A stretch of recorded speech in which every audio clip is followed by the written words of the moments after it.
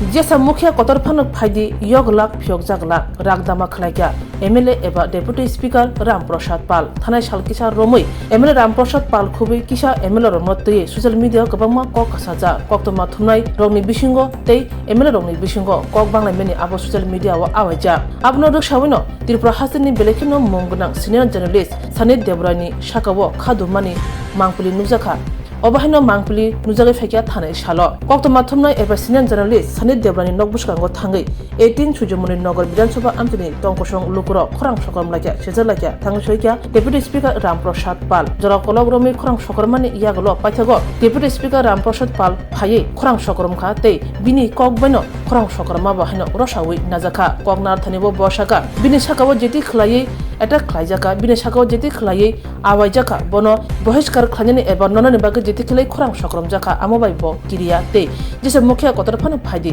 यग लाख फियक जाग लाखनि रागदामा खलायका deputy speaker Ramprasad पाल আমি জানি কিন্তু আমি বাইরে ছিলাম এবং একটা অঘটনা ঘটেছে আগরতলা শহরে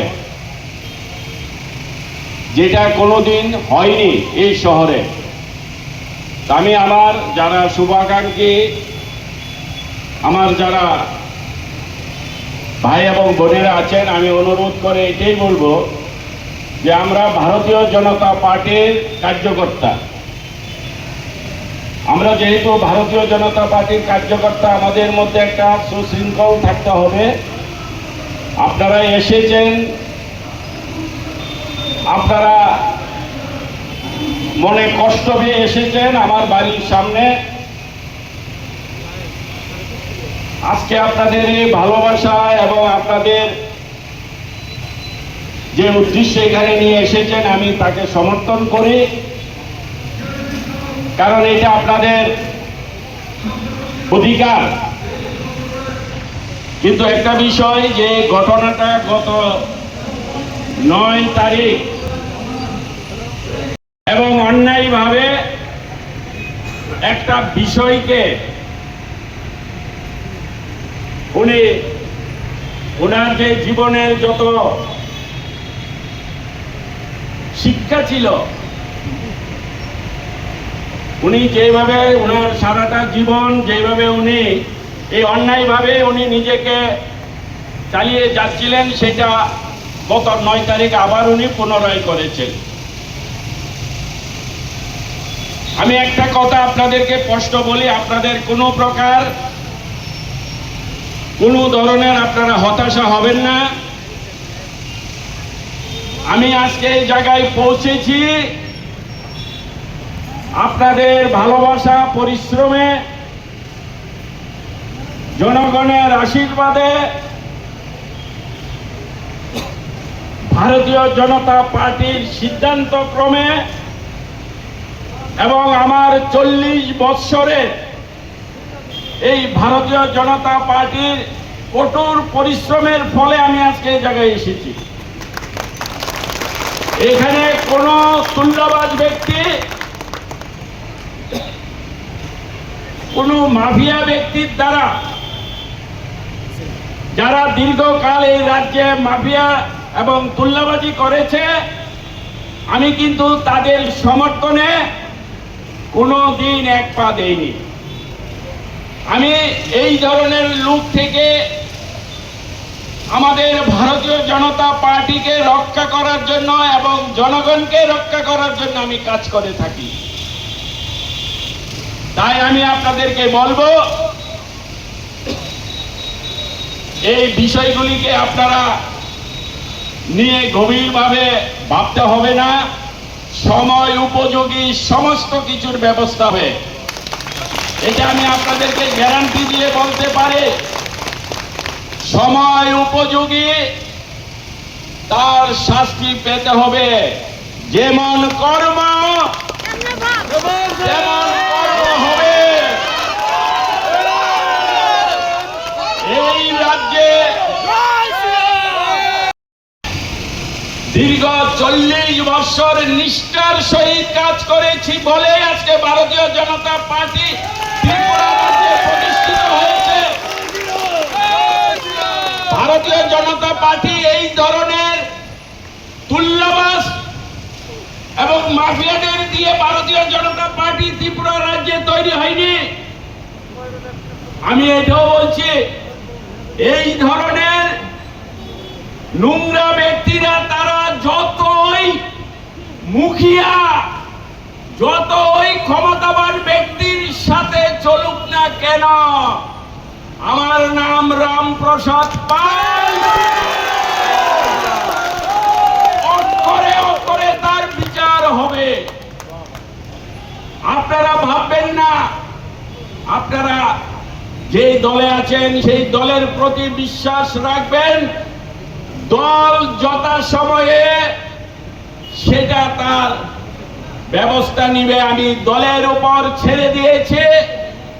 দিল্লি থেকে ত্রিপুরা সমস্ত জায়গায় এই ব্যাপারটা গিয়েছে। উনি কে? ভারতীয় জনতা পার্টির কে উনি? এবং উনি যে ওনার মাইকের মাধ্যমে যে দাবি রেখেছেন, উনি জানেন উনি কে? উনার পরিচিতি কি এই রাজ্যের মানুষ জানে না? সবই জানে। এবং উনি যেটা ওই দিন বলেছে, আমি আপনাদের সাথে একমত। তার কোনো অধিকার নেই এই কথা বলার। আইনি ভাবে সে অন্যায় কথা বলেছে, তার বিচার তো হতেই পারে। কিন্তু আমি বলবো, যেই ব্যক্তি ওই সানি দেবরায় আমার পড়োশি, উনি বলছে আমাকে অপসারণ। আমি জানতাম উনি একজন বুদ্ধিজীবী, তাই উনাকে আমি সম্মান করতাম। কিন্তু দেখলাম উনি আসলে বুদ্ধিজীবী নয়, উনি কুবুদ্ধিজীবী। উনি কখনো বুদ্ধিজীবী হতে পারে না। তৎসঙ্গে উনি সাংবাদিক হতে পারে না। উনি নিজেকে জোর করে সাংবাদিক বলে। একজন প্রকৃত সাংবাদিক সে এইভাবে রাস্তায় নেমে নোংরা কাজ করতে পারে না, এই অন্যায়মূলক দাবি করতে পারে না। এটা সম্পূর্ণ বেআইনি। আর সেই জন্য উনি করতে পেরেছে। এই জন্য উনি আসলে উনি সাংবাদিক নয় বলে যারা ওই দিন সাংবাদিক ছিল তাদের মুখ থেকে এরকম কথা বেরোয়নি।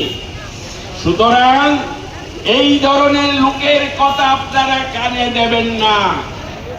আমি আপনাদেরকে অনুরোধ করব, আপনারা আমাদের এই পাড়ার এই রাস্তাটা একটা গুরুত্বপূর্ণ রাস্তা।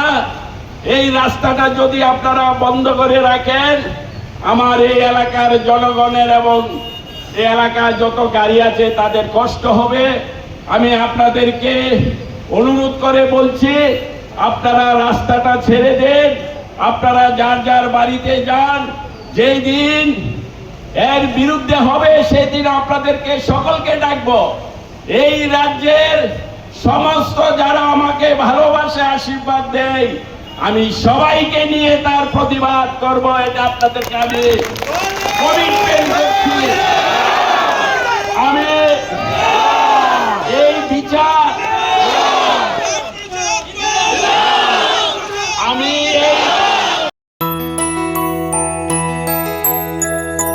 স্বাদে ভরা ঘিয়ের সুবাস লংতরায়, কি ভালো খেতে। শুদ্ধ ঘিয়ের আবেশ ভরা লংতরায়, অপূর্ব সুগন্ধ, পুষ্টি ভরা ঘিয়ের খাবার, গাওয়া ঘি প্রিয় সবার লংতরায়। একেই বলে বিশুদ্ধ ঘি। বিশুদ্ধ ঘি নাম মনে রেখো লংতরায়। লংতরাই ঘি রোজ খাবারে তোমাকে চাই। লংতরায়, লংতরায়, লংতরায়।